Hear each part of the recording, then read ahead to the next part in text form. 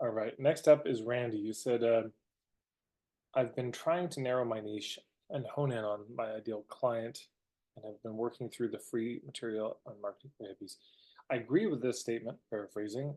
You're most qualified to help the old version of you who needed what you now offer.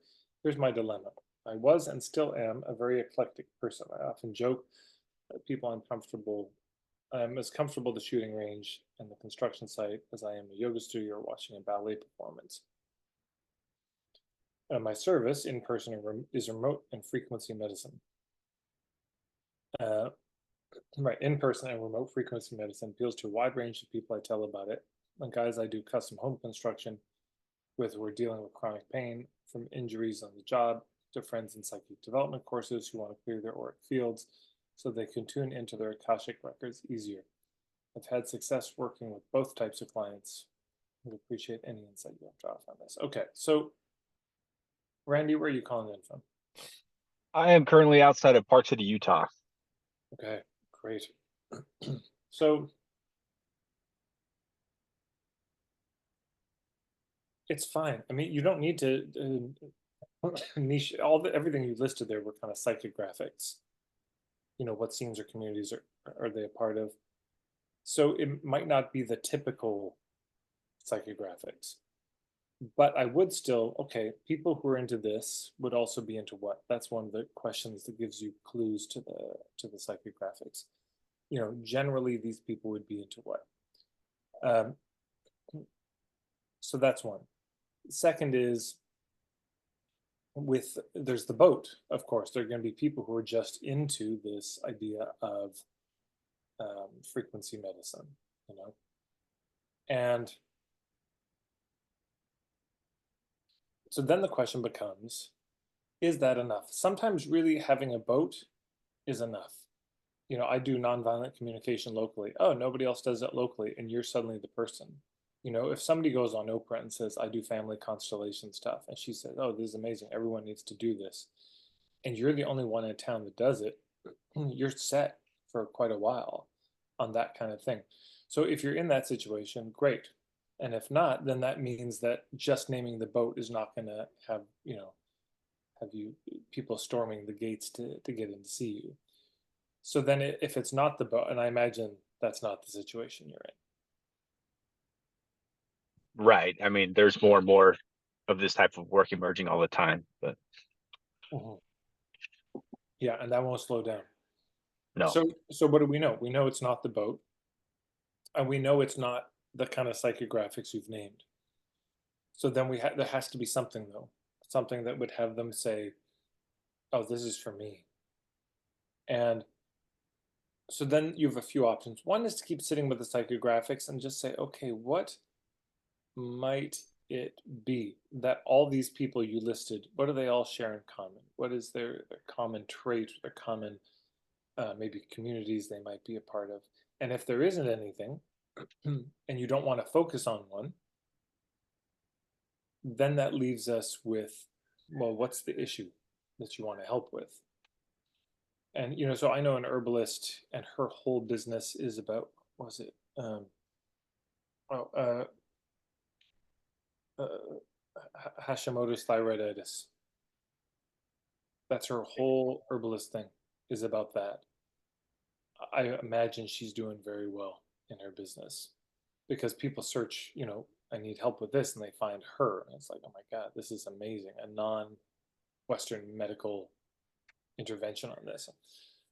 So it's just there has to be something.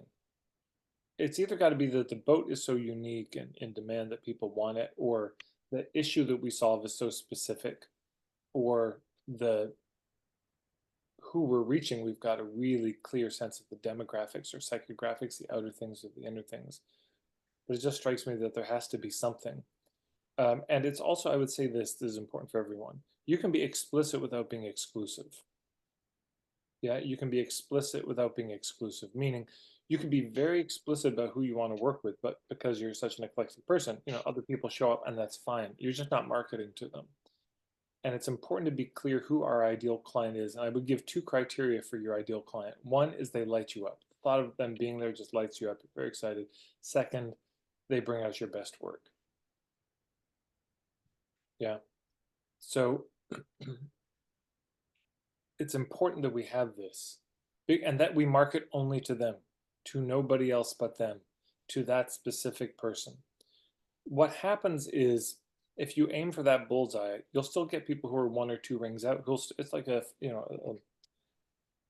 like a horoscope. You can read this big paragraph, and there's just one sentence in the whole thing that's true, and you're like, this whole thing is true. So that happens with a homepage. People read it, and they'll just find one or two things that's them, and that's enough. So it doesn't have to be. Is it better if they say yes to the whole page? Yeah, it'd probably be a better client, but it doesn't have to be. So you can be explicit without being exclusive. You can be very clear. This is who my ideal best client is. And hey, if you're outside that, that's fine. It's not so big a deal. Um, so that's what I would say. How does that land for you? Yeah, that feels good. I appreciate it.